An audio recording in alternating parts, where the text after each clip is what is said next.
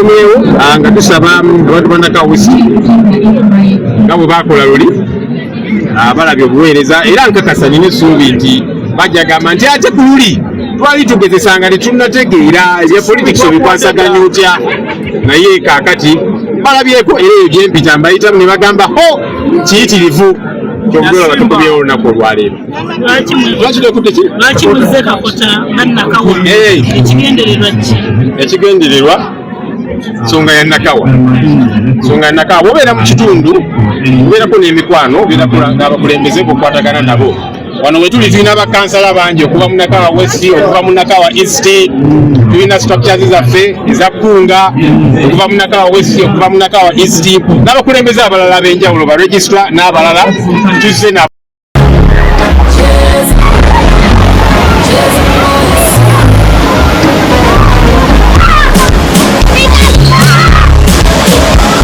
omuzadde oba essomero weetaaga omuntu omutuufu ow'okutambuliza abaana bo ku ssomero. Kankwanjulire Safety Transporters nga bakugu mu kutambuza abaana okubaggya waka okubatuusa ku ssomero gye basomera. Oba essomero ng'oyagala okutwala abaana okulambula, weekwate aba Safety Transporters gw'abeetaaze ng'oli mu bitundu bya Kasubi, Kawaala, Namugongo, Makerere, Nankulabye, Lungujja, Masanafu, Lubya, Munaku, Bakuli, Mengo, Rubaga. Safety Transporters basangibwa Kasubi opposite Light the World Kindergarten Primary School oba bakubire ku ssimu zino wammanga noti 788 46 58 noti 4 oba noti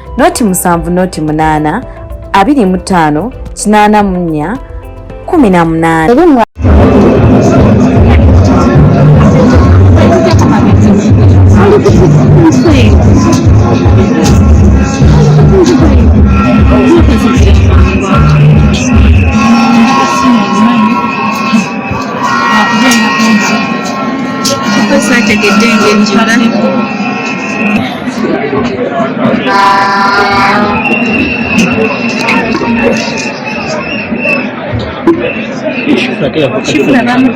18. Yeah, hold on, seats in the meantime. I sit here now another time. For them to finish.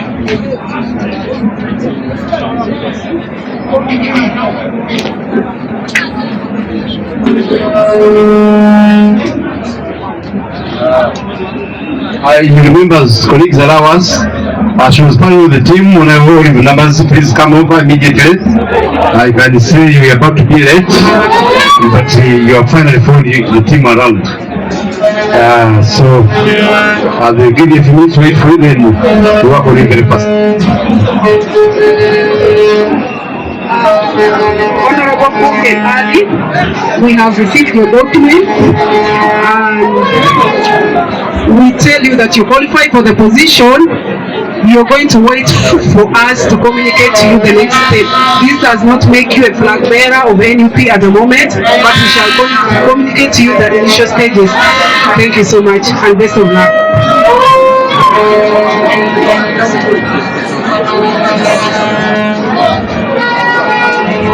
Please, thank you very much, Madam Chair. Honorable, please introduce yourself. The Honorable Member of Parliament for Nakawa has just submitted his papers. The Honorable Member of Nakawa, another Nakawa submitted. That's why Mayor submitted.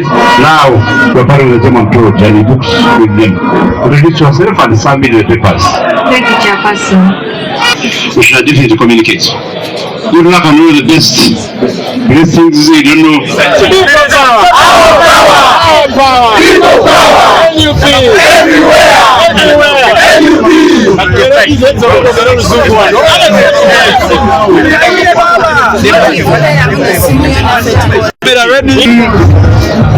olwaleero tuuse nga tiimu Nakawa ze ne bannange ze nesimbyewo Nakawa West, Honorable Waiswa Alex Mufumbiro yesimbyewo Nakawa East, Honorable Ali Buken abangi gwe bamanyi nga Nakawa tutambula bulungi. Of course tulina bannaffe abalala abavuganya ku bifo byebimu era nga nabo tetubalinaamu buzibu.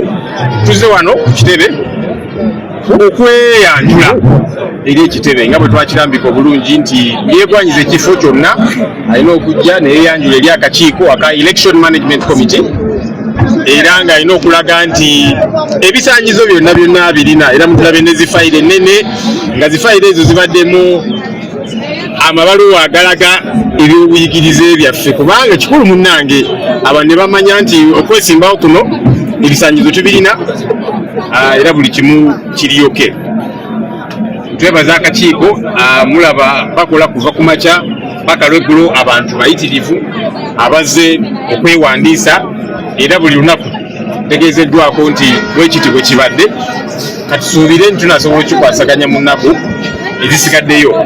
Nze nkomyewo ku kifo kya Nakawa West kyendimu mu kaseera kano. Nebaza abantu ba Nakawa West eri mu ntandikwa abamu bagamba nti naye bano nga bato Ssenyonyi ebyobufuzi nga yakabiyingira abadde eri mawulire nga gasinga okutegeera ebyobufuzi anaabikwasaganya atya. Naye abantu ba Nakawa West ne baga nti mwezi k'okulima gali magi nti ne bali ababaddeyo mu politics ebbanga eddene nabo balina bwe baatandikira.